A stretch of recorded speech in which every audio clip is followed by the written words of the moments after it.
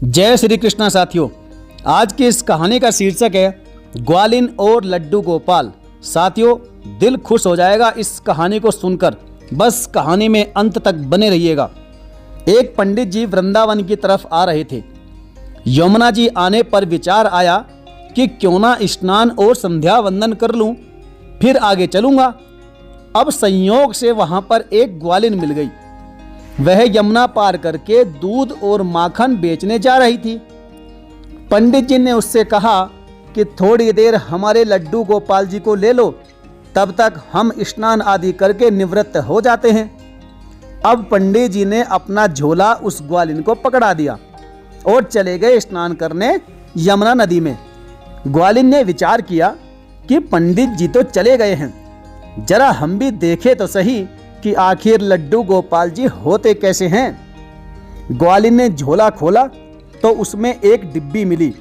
डिब्बी खोली तो उसमें पीतल के गोपाल जी हाथ में लड्डू लिए दिखाई पड़े। उन्हें देखकर ग्वालिन भाव विभोर हो गई। फिर भगवान की छवि पर नजर पड़ी तो उसे बड़ा दुख हुआ कि इस पंडित जी ने गोपाल जी को इस छोटी सी डिबिया में बंद कर दिया, जिसकी वजह से यह बेचारे टेढ़े हो गए हैं। ग्वालिन के अंदर वात्सल्य फूट पड़ा और वह गोपाल जी को गोदी में रखकर मक्खन लगाकर उनकी मालिश करने लगी। उसके मालिश करने से बाल गोपाल सीधे हो गए। अब इतने में ही पंडित जी वहां पर आ जाते हैं। ग्वालिन को बाल गोपाल लिए देख आग बबूला हो गए। चिल्लाते हुए आए और बाल गोपाल को ग्वालिन के हाथ से छीन लिया। बाल गोपाल जैसे ही पंडित जी के हाथ में आए, वे फिर से टेढ़े मेढ़े हो गए। ग्वालिन ने देखा और चिल्ला उठी, अरे अरे पंडित जी, यह क्या कर रहे हो? यह फिर टेढ़े हो गए।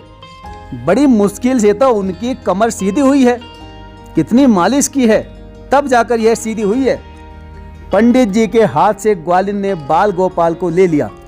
ग्वालिन के हाथ में आते ही फिर से बाल गोपाल सीधे हो गए।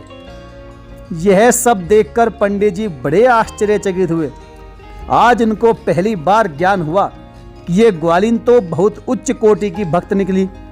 अतः पंडित जी ने उसे प्रणाम किया कि तू धन्य है जो भगवान की तुझ पर इतनी कृपा हुई है।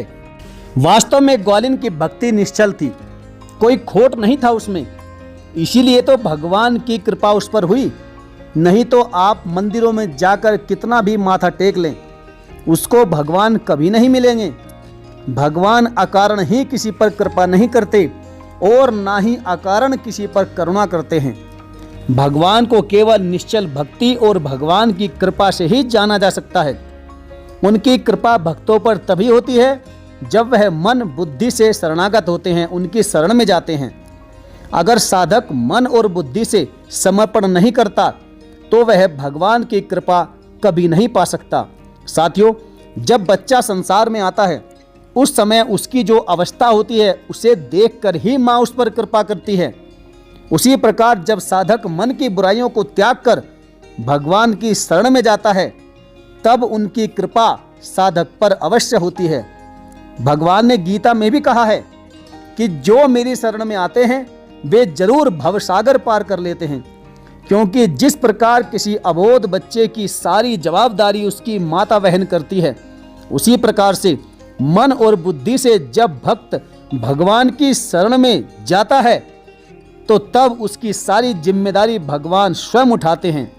जिस प्रकार से इंद्र की लाख कृपा के बाद भी उल्टे घड़े में एक बूंद भी पानी नहीं जा सकता, उसी प्रकार मन बुद्धि से भोग करने वालों को भगवान का अनुराग कभी भी नहीं मिल सकता। साथियों, यह छोटी सी कहानी और यह विचार आपको कैसे लगे, आप हमें कमेंट करके जरूर बताएं। और हाँ, ग्वालिन की भक्ति के बारे में आपके क्या विचार हैं वह भी जरूर कमेंट करें। साथ ही साथ साथियों, इस चैनल को आगे बढ़ाने के लिए चैनल को जरूर सब्सक्राइब करें और वीडियो को सभी को शेयर भी कर दिया करें।